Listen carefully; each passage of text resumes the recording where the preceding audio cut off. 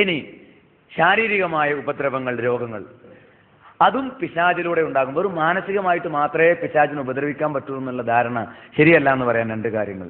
ഒന്ന്, അയ്യൂബ് അലൈഹിസ്സലാം, അദ്ദേഹത്തിന് ഇന്നീ മസ്സനിയ ശൈത്താൻ, അദ്ദേഹം ദീർഘകാലം രോഗിയായി കിടന്നു, കുടുംബം വരെ അദ്ദേഹത്തെ ഉപേക്ഷിച്ചു എന്നാണ് ചരിത്രത്തിൽ നിന്ന് വ്യക്തമാകുന്നത്. അപ്പൊ എന്താണ്, അത്രത്തോളം എത്തി. അത് പിശാച് വരുത്തിയ രോഗം. ലോകത്ത് ഏത് രോഗമുണ്ടോ ആ രോഗത്തിനൊരു കാരണം ഉണ്ടാവും, എന്തെങ്കിലും ഒരു കാരണം ഉണ്ടാവും. ഒരു വൈറസ് അതിന്റെ പിറകിൽ ഉണ്ടാവും, അല്ലെങ്കിൽ മറ്റെന്തെങ്കിലും ഒരു കാരണം ഉണ്ടാവും, അല്ലേ?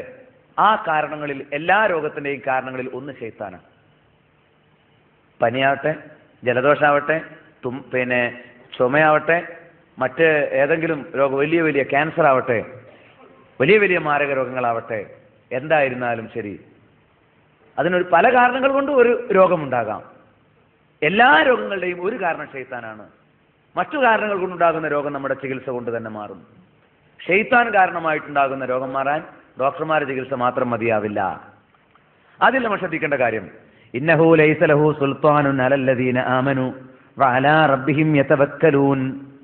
പിശാചിന് സത്യവിശ്വാസികളിലും അള്ളാഹുവിൽ ഭരമേൽപ്പിക്കുന്നവരിലും ആധിപത്യം ഉണ്ടാവുകയില്ല. അപ്പൊ ശൈത്താനെ തോൽപ്പിക്കാനുള്ള ഒന്നാമത്തെ വഴി എന്താണ്? സത്യവിശ്വാസം സ്വീകരിക്കുക, തവക്കുലാക്കുക, അള്ളാഹുൽ ഭരമേൽപ്പിക്കാൻ.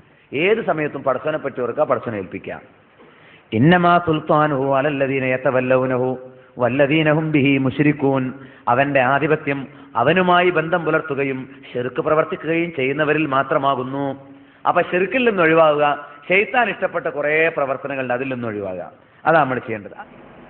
ഇവിടെ എഴുതി വെച്ചിരിക്കുക, ശൈത്താനാണ് രോഗം പരത്തുന്നത്. അതെ, ഏറ്റവും കടുത്ത രോഗത്തിൽ അയ്യൂബ് അലൈഹിസ്സലാം, കടുത്ത രോഗത്തിൽ അദ്ദേഹം പ്രയാസപ്പെട്ടു എന്ന് വിശുദ്ധ ഖുർആനിലുണ്ട്. അദ്ദേഹത്തെ ശൈത്താൻ ബാധിച്ചു എന്നും ഖുർആനിലുണ്ട്. അന്നീ മസ്സനിയ ശൈത്താൻ. അപ്പോൾ സൂചിപ്പിച്ച